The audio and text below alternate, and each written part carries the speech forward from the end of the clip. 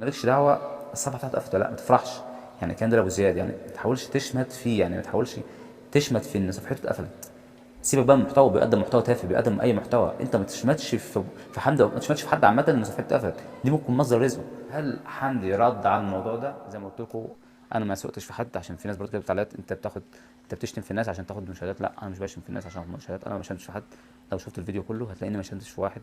بالعكس، انا دايما في جانب طرف، او في طرف غلطان وطرف مش غلطان، بقول ده غلطان ده مش غلطان. من يومين كنت عامل حلقة عن غلق صفحة الفيسبوك لحمدي وفاء. قبل كل ده هنتكلم في الموضوع تاني، وهنتكلم عن ابو زياد عامل ايه، وهنتكلم عن حمدي ورده، هنشوف ايه اللي حصل بالظبط. لكن قبل كل ده، لو دخلت على صفحتي هتلاقي مقطع ريلز، او اخر مقطع ريلز انا عامله بعنوان سفينة تايتانيك اللي غرقت.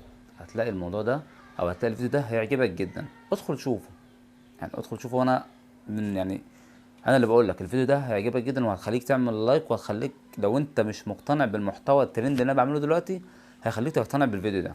انا بعمل يعني بعمل الريلز كله محتويات هادفة، انما الفيديوهات الطويلة دي بعملها عن حكاوي او محتويات الترند. واشهر محتوى ترند حاليا هو حمدي وفاء.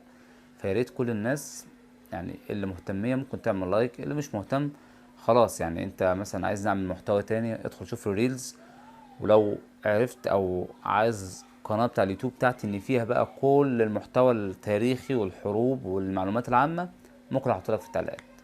طيب تعالوا بقى نتكلم عن حمدي ووفاء تاني، وفيديو تاني. معلش انا طولت شوية في الحتة او في النقطة دي.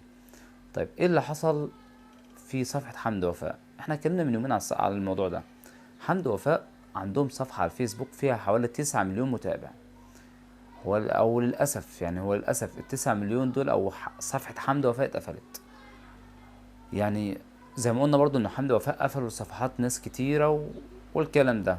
طبعا الواحد مش بيشمت فيهم والله، بس يعني هما نفسهم قفلوا لي انا قناة، يعني قفلوا لي قناة على اليوتيوب كنت بطلع اتكلم عليهم كلام كويس يعني. بس يعني ايه، مش مهم اللي حصل بالظبط يعني. انا مش بشمت فيهم، هو الناس على فكرة ناس كويسين، حمدي وفاء ناس كويسين وكل حاجة. عامة بيعملوا محتويات ناس بتقول عليها تافهة، انا مش شايف كده عامة. ولكن برضو عايز اوصل لكم نقطة. هو ابو زياد طلع في الفيديو قال يعني الف مبروك وعقبال 9 مليون، ومبسوط قوي ان القناة اتقفلت. الله اعلم بنوايا، يعني ممكن اللي في دماغه دي يكون شماتة. انا عمري ما، يعني الواحد ما يشمتش في حاجة زي كده. يعني ممكن دي يكون مصدر رزق، واكيد دي مصدر رزق، فما تشمتش في حاجة زي كده. ماشي يعني، هو ممكن اذاك في حاجه، ولكن انت ما تردش الاذيه باذيه. يعني ما يجيش يعني حمدي اذاك تقوم ترده باذيه. وحمدي طبعا زي ما شفنا في تعليق، يعني تعليق ليه، قال له انت بتقفل لي انا الصفحه، وبعت مستشار وناس تقفل لي الصفحه، انا كمان مش هقفل لك صفحه، ده انا هقفل لك صفحه وقناه. فانا شايف انه يعني ده على قنوات كتير صراح بكده. ولكن انا شايف انه رد الاذى او رد الغلط بغلط ما ينفعش. زي ما بقولك، رد السؤال بسؤال افلاس، ده رد الغلط بغلط افلاس. فانت بص، خليك ماشي في نفسك في طريقك، انت مالكش دعوه بحاجه. حمدي وفاء صفحته الفيس بتاعتهم اتقفلت، واليوتيوب شغاله ما شاء الله، وربنا يزيده وكل حاجه. ولكن انت مالكش دعوه الصفحه بتاعته اتقفلت ولا لا، ما تفرحش. يعني كان ده لابو زياد، يعني ما تحاولش تشمت فيه، يعني ما تحاولش تشمت في ان صفحته اتقفلت. سيبك بقى من المحتوى، بيقدم محتوى تافه، بيقدم اي محتوى، انت ما تشمتش في حمد، ما تشمتش في حد عامه ان صفحته اتقفلت، دي ممكن مصدر رزقه. مهما المحتوى بيقدمه ايه، تافه مش تافه، انت ما تشمتش فيه. فدي رساله انا بوجهها فيه. يعني انا حسيت من الفيديو بتاعه انه فرحان جدا ان الصفحه بتاعت حمد وفاء اتقفلت. مع انه ده يعني معلش في كده، ده ما ينفعش، يعني ما ينفعش انا صفحه واحد صاحبي او صفحه واحد عدوي مش صاحبي تتقفل اشمت فيه بالطريقه دي. لا لا، ما يصحش، ما ينفعش اصلا. دي حاجه. الحاجه انا عايز اتكلم فيها بقى عن رد حمدي. هل حمدي رد على الموضوع ده؟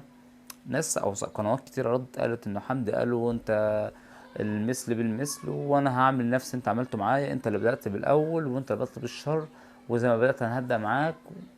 الله اعلم، بس حمدي لحد دلوقتي ما صرحش. يعني انا متابع الصفحات بتاعتهم، لان انا من زمان وانا معاهم في شغل كتير.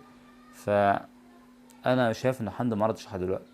وبصراحه شايف ان عيله الحاج جابر وحمدي وفاء عامه ما بيردوش على ابو زياد في اي حاجه.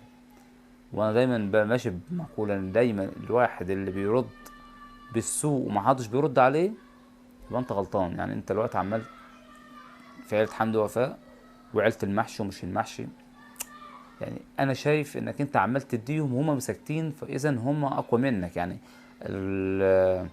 هم في موقف اقوى منك، انت عمال ماشي عمال تعمل. انا دايما الواحد اللي بيفضل يزعق ويعمل ده موقف ضعيف. فانا شايفك انت ما ينفعش يعني كل واحد وجهة نظر. انا شايف ان انت ما ينفعش الطريقه دي تعملها معاهم. دي حاجه. اخر حاجه هتكلم عليها بقى، طبعا انا بعتذر، يعني انا بعتذر ان انا عملت ناس كتير كتبت تعليقات اعمل محتوى كويس. انا والله عامل محتوى في نفس الصفحه الريلز، لو اتفرجت عليه هتلاقيه ريلز كويس جدا وتعب فيه جدا ومعلومات هتستفيد، انت هتستفيد منها جدا. دي حاجه. اما عن فيديوهات طويله فدي ترند، يعني انت مش عاجبك موضوع الترند، انت ممكن ت... ما تتفرجش على الفيديوهات الطويله. يعني ممكن ما تعجبكش خلاص اعمل ديسلايك يا عم عادي. انا الفيديو عجبني بعمل لايك، الفيديو مش عجبنيش بعمل ديسلايك. عايز تعدي الفيديو عادي خلاص مفيش مشكله ولا اي حاجه يعني. دي حاجه. وبكده انا خلصت الفيديو بتاعي. لو عايزين زي ما قلت لكم، انا ما سقتش في حد، عشان في ناس برضه كده بتعليقات انت بتشتم في الناس عشان تاخد مشاهدات. لا انا مش بشتم في الناس عشان اخد مشاهدات، انا ما شتمتش في حد. لو شفت الفيديو كله هتلاقيني ما شتمتش في واحد. بالعكس انا دايما في جانب طرف، او في طرف غلطان وطرف مش غلطان، بقول ده غلطان ده مش غلطان، المفروض يتساوي ويتصالحوا والكلام ده. انما انا عمري ما جيت على حد ولا عمري عبت في حد. وبكده انا الفيديو بتاعي انتهى. متنساش الفيديو او المعلومتين اللي انا قلتهم لك عجبوك، ممكن يكون المحتوى بالنسبه لك مش هادف، ولكن عادي في ناس بتهتم بالمحتويات اللي هي الروتين واليوميات والحاجات دي. يعني ممكن في ناس بتهتم بيها وفي ناس بتهتمش بيها خالص بتعتبرها محتوى تافه، ولكن كل واحد وذوقه. ما تنساش تعمل لايك للفيديو بتاعي، ما تنساش لو عجبك يعني. ما عجبكش ما تعملش لايك، اعمل ديسلايك عادي مش هتفرق يعني ان شاء الله. كده انا نهيت الفيديو بتاعي.